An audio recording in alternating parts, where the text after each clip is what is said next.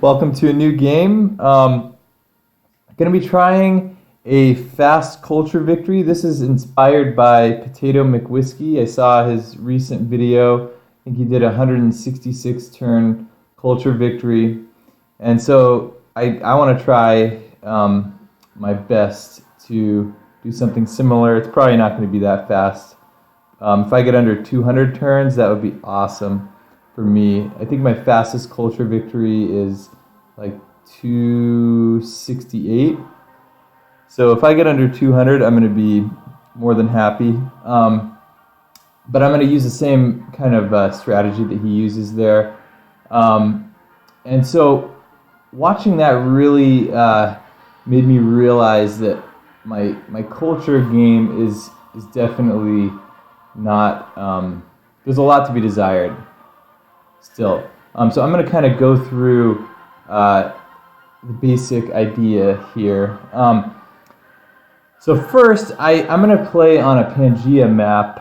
I think that kind of gives you the ability to trade with more civs, and then you get that 25% tourism bonus by doing that. It's going to be a small map this time, so only 6 civs. And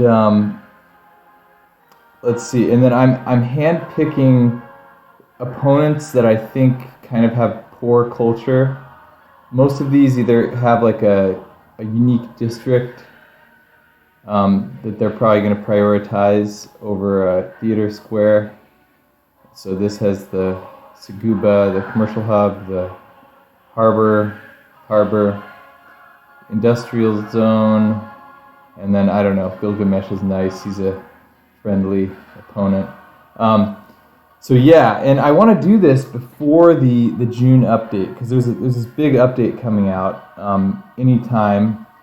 I don't know exactly when, but it's going to really weaken the great works of writing. So right now, great works of writing give you 4 culture and 4 tourism. I think it's going down to 2 culture and 2 tourism. So this is really like my last chance to try something like this. So I figured, you know what, I'm gonna do it right now. I was gonna wait until the update to do a new game, but I was thinking about it. I was like, you know what, it would be fun to try this strategy, especially since there's a good example to follow. I never really knew exactly what to do. So I also learned the importance of theater squares over monuments in new cities.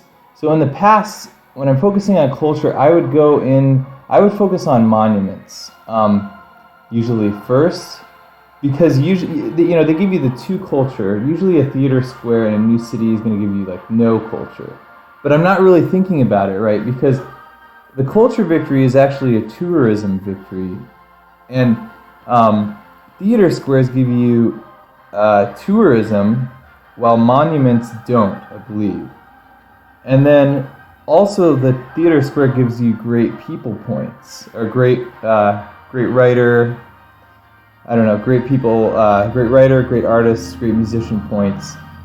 And those things, when you get them, they give you more tourism. So a monument, I don't really know what I was doing with that, because there's no tourism associated with that. So now I understand that more.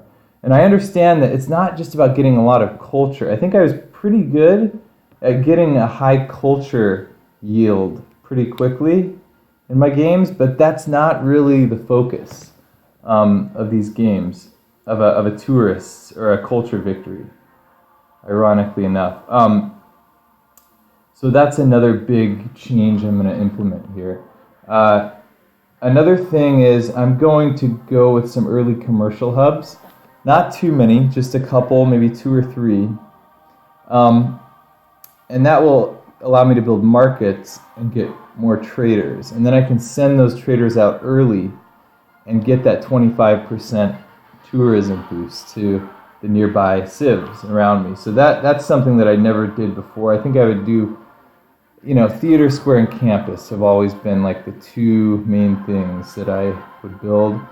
I am going to do a couple early campuses because you do want to get to a few techs that boost tourism. I think they're printing is the first, and then there's, I think, flight, and then computers.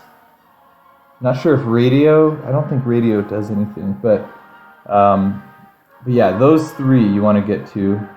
So I will do a couple early campuses, but not too many. That may be the only campuses that I build in the whole game. We'll see. Maybe 3. Let's see, what else? Okay, wonders with great work slots. There are a couple early wonders that give you great work slots. They're the Great Library in Apadana. So I'm going to try to maybe get one or both of those. The Hermitage gives you great work slots too, but it's later in the game. If I do this strategy right, I don't think I'll need it. But we'll see. I may, if I'm too slow, I may need to build that.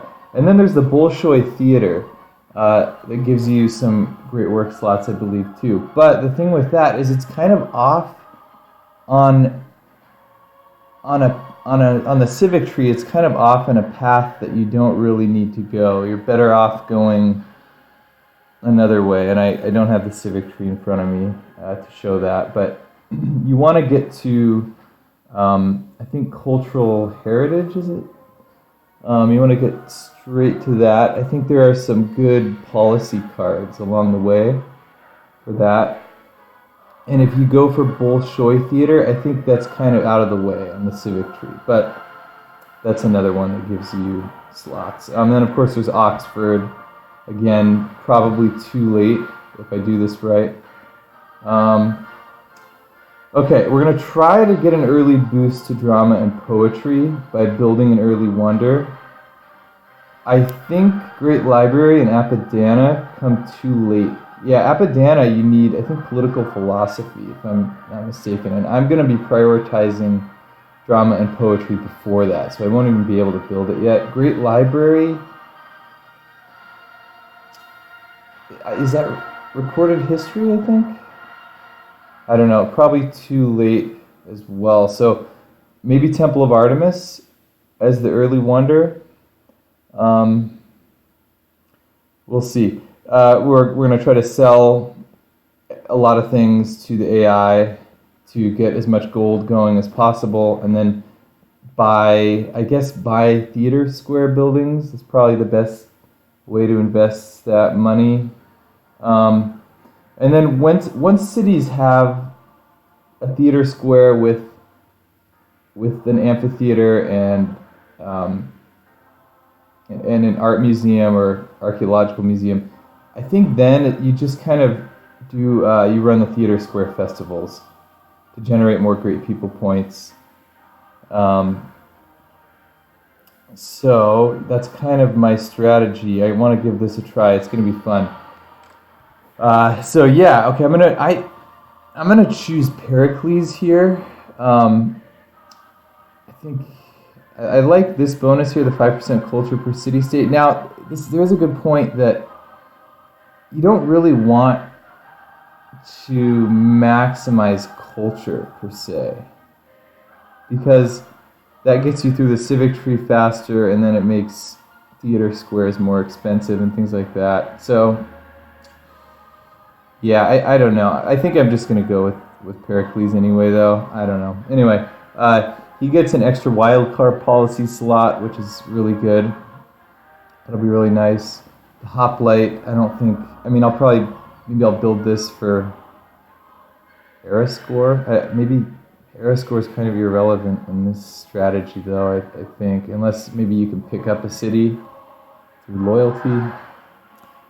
I don't know. The Acropolis is their unique district. So this is the theater square that's half price. So you get it quicker. We're going to try to get these as quickly as possible in all of my cities. Cheaper. Awards an envoy when built. That's cool. Plus 1% culture bonus for adjacent city center. Okay. Oh, plus 1 culture, not plus 1%. And then +1 culture bonus for adjacent wonder and district. Interesting. Yeah, so there's some good adjacency bonuses there. But again, we don't necessarily need to be generating more culture. I think my culture output in past culture games was more than enough. So we'll see. And then can only be built on hills. That's something I'll need to remember. Yeah, so thanks for watching, and we'll see how this plays out.